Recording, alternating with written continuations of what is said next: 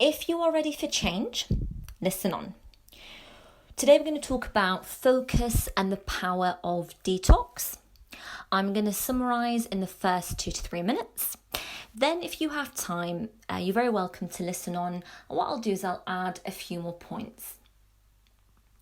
So for detox to occur, we're going to look at 3 areas in this video, which is the mind, the body and the soul.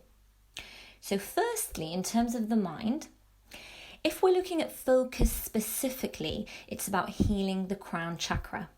Now, as you know, there are 7 chakra points, so they're the main ones in the body. And the crown chakra is actually at the top of the head. Now, if there is an imbalance in it, then you will struggle with focus. The second point we're going to be looking at is your body. Now, we live in a very toxic world, and in terms of your body, the most effective way is to just take a break from food. And we're going to look at that further. So I'll talk a little bit more about that. And the third point is feeding your soul. Okay, we live in a world where our soul is actually crying out from inside. So we tend to focus a lot in society on perhaps other areas, but there isn't as much information on the soul, and that is if there's an emptiness that's there, you will really suffer from within. So we're going to look a little bit more about how to feed the soul, and one of the ways of doing that is through finding some form of spiritual meaning in your life. So I've managed to do that in 2 minutes. Okay, so that's the core of what I'm going to be talking about. So feel free to like this video, to subscribe and to share with all your friends, all your family. It is actually a new channel, so I'm very excited and I hope to try to get this message out. So do feel free to let everyone know and also to write some comments below and let me know how you find it. So looking at the first point that we discussed, which is the mind. Now, one of the ways to detox the mind, and especially on focus, is, as I mentioned, to heal the crown chakra. Now, if it's blocked, what you're going to find is you're going to feel the burden of something called the monkey mind. You're going to struggle to quieten down your mind, so there's going to be a lot of noise that's going to be in your head all the time. Okay, you're going to find that you're easily distracted. So every little thing that you see, you're going to be like, oh, what's that? And you're going to be looking around and it's just distraction. So the good news is this is one of the ways, okay, which is very, very exciting. And you also might feel a little bit flighty. You might feel spacey. So there's quite a lot of side effects if there is an imbalance. Now, the most powerful way to heal it is through spirituality. So this is because there's actually a link between the crown chakra and spirituality. So there's something called Sahasrara, okay, which is a little exercise for you to take away. And what you do is you envision a white light that's pouring in at the top of your head. So it fills your body and it connects you with the world around you. Now, here's the thing about chakras, okay, I know there's a lot about chakras and there's a lot of healing foods, high vibrational foods, which heals all the other chakras. Here's an interesting point. With this chakra, the crown chakra, there isn't any healing food you can have or anything specific to it, because its main role is in spirituality. So my question to you is, what does spirituality mean to you? So feel free to write in the comments section, when you think of that word, if you really want to balance this out or even make it stronger, what is it for you that you can do to strengthen your spirituality? Now, when I did research and I put the word in, a lot of things came up, things like connection, peace, feeling at one with the world, attaching some form of a meaning to your life, questioning why you're here, and maybe thinking about what the purpose of your life is or what it means to you. So that's just some food for thought for you. This is actually, I was fascinated by this. There's actually somewhere in the world you can go to called Mount Kailash, I hope I said that correct, in the Himalayas in Tibet. Okay, so it's considered the roof of the world and also our Earth's crown chakra. So if you want to go on holiday, okay, anytime you ever think, I want to go on holiday, let's be realistic here, okay, because it is like, you know, obviously it's quite a big challenge, isn't it? You know, go there and you think, but if you ever want to go on holiday and you also want to heal this chakra, then it's something for you to think about. But it's a very powerful place to go to. Some of the things you can do for your mind. Okay, now we're going to look a little bit on sort of energies. As you know, everything is made up of energy. So there's something called high vibrational frequency places. What that literally means, so there's a scale of vibrational frequencies, some that are low, which have like really bad energies, and some that are high. And that's me really summarizing it, okay? So if you want more information, either write me a comment or I can, you know, add more to it in the comment section. But in brief, that's what it is.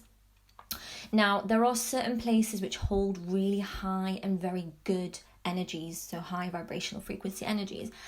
And the reason for that is because the people in it are emitting that. So when you go there, you feel a lot better from inside. Now, interestingly, spiritual places are perfect for this. Okay, now I'll let you kind of, you know, sort of have a think. But I think one of the main reasons, and this is more in my opinion, okay, is because when people go there, they're feeling that oneness, they're feeling that peace, and they're feeling that sort of connection with the world. And so there's a much higher, higher vibrational frequency taking place in those areas. Now, the good news is there's other places as well. So, you know, I was actually having a conversation with someone and she said, oh, you know, there's particular places I go to where I just feel really, really good. And I was like, that's really interesting you say that. And actually there's a science behind that. So really tune in to how you feel in various places. Okay, the next point. So your body. Okay, there is so much on detox. Now, remember, we're looking at focus here. Okay, so we're looking at body and how to increase your focus in a distracted world we live in. So there's a lot on detox. It's actually like, wow, there's so much information. The simplest and easiest way, if you really want to know, is just to take a break from food for your body. So contrary to popular belief, you don't need breakfast, which is really interesting because that's all we ever hear, isn't it? You need to have breakfast. You don't need 3 meals a day as well. So there you go. You've added more time to your schedule now because that's not something you need. And it sounded like absolutely mad to me, but actually research proves that the less you eat, the more healthier you'll actually be.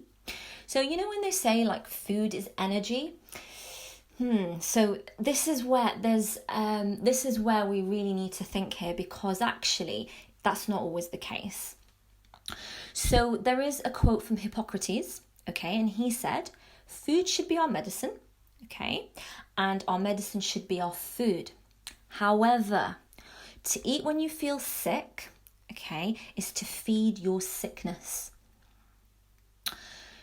So, one of the most effective ways to do a detox is fasting. That is really, really powerful.